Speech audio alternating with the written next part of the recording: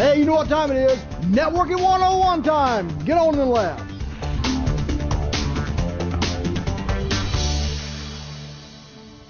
You know, there's probably not too many technologies that could be considered the mother-in-law of the network, quite like spanning tree protocol, right? Kind of a necessary evil. You know, you love your wife, but there's something else that comes with it. You love the network, but spanning tree protocol also comes with it. So let's take a history look at what STP is, how it works, and so on and so forth, and really where it's going. Well, STP was actually invented by a brilliant lady that actually, she goes by the moniker, the mother of the internet. Rita Perlman developed spanning tree protocol. She was involved in the enhancements of spanning tree protocol. She's also designed a protocol that you may be familiar with in the data center side called Trill.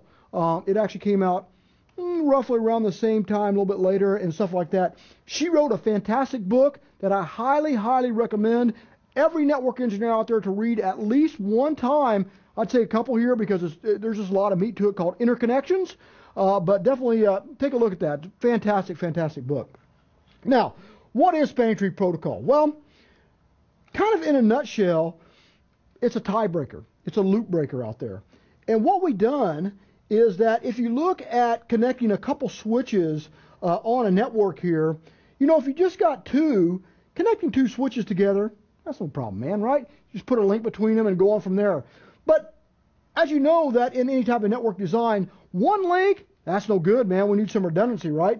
So if you do something like this and you trunk these out, this is a problem. That's why we have technologies called Ether channel that are actually making sure that only one of these links are active at one time. Or basically what it really amounts to is that I have one device will see one link active at one time, because you can't fool Mother Nature, certainly can't fool Mother Internet either. When you're designing this stuff out, I can only have one link through the network that's active, because what happens is, if I'm looking at designing this out, when I have a third switch or another switch in here and I go to connect these out in this loop, what you're looking at is, by plugging this other piece in, is your network starts to act a little bit quirky, right? You're having this side actually start announcing, broadcasting through every port that it has, that it knows how to get to everything else except the port that it's connected to. Now, another switch will pick this up, and it'll broadcast it out, every other port it's listening to, and then it'll broadcast this out, and you can see it spans, it gets bigger and bigger and bigger. And what's going to happen is that when you start doing this type of stuff, your switch starts to actually run away. You'll see your CPU, I'm drawing the screen, what a goober. You'll see you'll see your network really run away. Your CPU will spike really high. You'll see all your lights in here blink and get just go basically solid. I mean, you're really causing your own denial of service attack on the network. And truthfully, every engineer has to go through with it, right? It's an initiation test that all of us have to pass. We create this on our network, and it gets really bad when we start really building these big, massive diameter networks. And then it's easy to actually slip into this. Now, on three switches, you connect three switches together, yeah, you deserve a whooping. I mean, come on, man, you can't do that. But if you have 3,000, well, that's a little bit different story. Now, how does spanning tree work? Well, spanning tree was designed in a very hierarchical format, right? Where we have one root, one bridge, one switch that we call our root device. Now, this root device sets basically at the top of the network, or what we call the diameter. Every network spanning tree area is based on how many hops it has, and each hop is part of that diameter. Now, spanning tree protocol was actually based on a standard called 802.1d. And D is, if you ever look it up, it's one of the oldest standards that we actually have out there. Now, how we determine this root bridge is we either manually set it or it's hard-coded in here. And typically what it does is the lowest priority is going to actually be what we call the root bridge. Most every switch out there is going to come with a default setting of 38.464 as your default setting. And all it needs is just one step lower, and then guess what? That's your root bridge.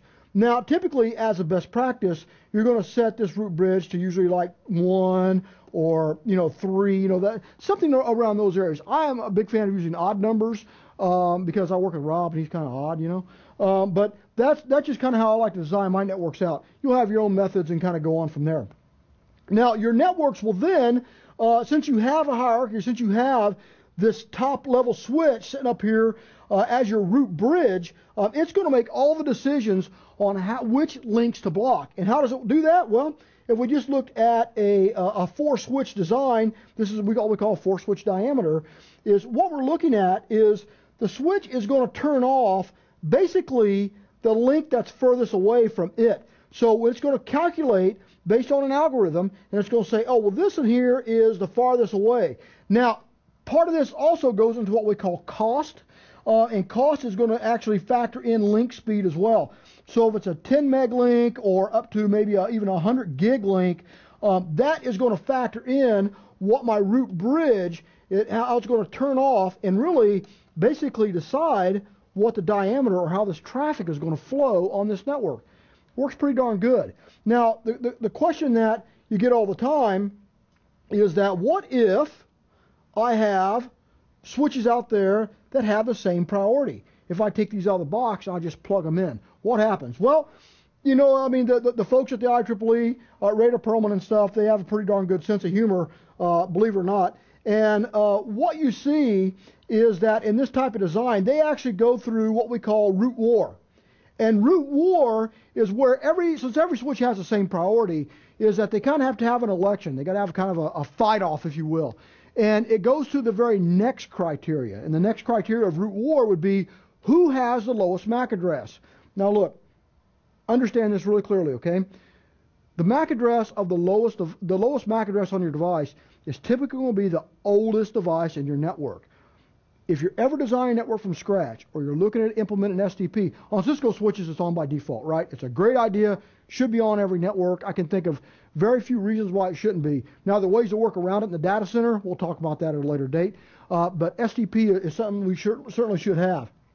But because our deciding factor in a tie is the lowest MAC address on the switch, that is my oldest device here, and that is not good. So you always want to make sure that if your traffic is not flowing good, if you have some weird convergence issues and stuff, that you actually will determine, you know, well, who is the root bridge? Cisco devices is pretty easy. We can actually see who's root, who owns the diameter, if you will. And if it's an older switch, if it's like a 1900 or something, well, that's not good. You know, you want your root actually in the center part of your network as much as possible. Very, very, very important stuff. Now, real quickly, where does Spanning Tree get a black eye? Well, for Spanning Tree to calculate this stuff out, it has to go through a convergence algorithm, right? And that takes time, and it takes processing power. And you'll see there's a few different ways to build out Spanning Tree protocol. I'm going to explain the D version, then I'll just really quickly touch on the other ones that kind of touch this. When it comes to converging this out, when I'm looking at failing this over in a very simple design like this, click on another link, there we go. It takes time to move through and transition these states. Spanning Tree protocol is going to have multiple states that it has to actually go through to figure out where to send this link up. If this link is up or down, or go through, forwarding, blocking, blah, blah, blah, blah. And every manufacturer has to do this, right? No matter whose stuff you use, we go through. Spanning Tree is a standard. So what you're looking at when you're configuring this up is about a 30-second convergence time before your first packet flows through here. You see, this root bridge, it has to be able to talk to these other devices. And because none of these links are actually blocked, it sends out a special frame or special protocol called a BPDU, or Bridge Protocol Data Unit. This BPDU flows through the network, and there are two of them in Spanning Tree protocol, right? There's config change or config notifications, and then there's topology change. Config change is when we're actually designing what our route's going to look like. Topology is if I have a link or a switch drop off, and then the root knows it needs to recalculate everything in this network, right? So it takes about 30 seconds to actually work that out. There's a couple other algorithms that actually speed this up. There's 802.1W. W is the rapid converging Spanning Tree that takes that 30 seconds from 30 actually down to about 5 seconds. And it's good stuff. And it works really close to what D does, but it is a whole lot faster. And then you have really the preferred method that's really kind of going on today, which is S. S is actually building out your spanning trees virtually. So every VLAN on a switch, so if I have one switch here and I have, 3 VLANs on that, each one of these VLANs will have their own root bridge, right? So this VLAN here could be the root bridge of VLAN 1, but it could not be the root bridge of another device that I'd have over here. Let me go ahead and click that up. Maybe I got another switch here, and it's my green VLAN, and it's this device is actually the root bridge for that VLAN. And what it does, it gives me a little bit better control. It gives me ways to kind of adjust what links are on or off. So I don't have every single link blocked for every single VLAN. I can kind of craft my traffic, right? You can see how when you have this kind of design, it's definitely very relaxed and groovy because maybe this link is blocked over here in this VLAN, but in this VLAN, this very same link, it's all open and everything is good. And now you have 10 gig, 100 gig links that are not being wasted, waiting for a failure to happen. I can fold that traffic over and kind of shape it any way I want. And that's really the essence of what Spanning Tree Protocol does. There's a bunch of ways to do this. There's a bunch of different designs, but understand that the most critical piece here on Spanning Tree Protocol is just this. It's hierarchical design. I have a root bridge. That root bridge makes all the decisions based upon the network and what that diameter is. Priority determines who's going to be the root bridge. Not the newest switch, not the best model, not the fastest one. Spanning Tree has no idea what that is. The lower the priority, the winner in root war. And that's what you have to consider every single time. Every time I put a new switch on the network, I go through root war to figure out who is the lowest priority on the network. And there's enhancements that have been made on here, like W, which is an important enhancement, and then certainly S is probably what you'll deal with absolutely the most on a network. But I'll tell you what, I can't think of a single time as a network engineer in 25 years of doing this job that I've ever went in there and really tweaked with the timers on STP. They say don't do it. I have not found an advantage to actually tweaking those timers. I've actually found many disadvantages to messing with them. It's something I don't mess with. It's typically something that you probably won't have to touch, most likely. So take it kind of as it is and roll with it from there. Great advancements in STP. We're doing actually really cool designs to kind of get rid of this. But STP is the root part of the Ethernet, right? It's always going to be there. You have to find ways to work with it or to work around it.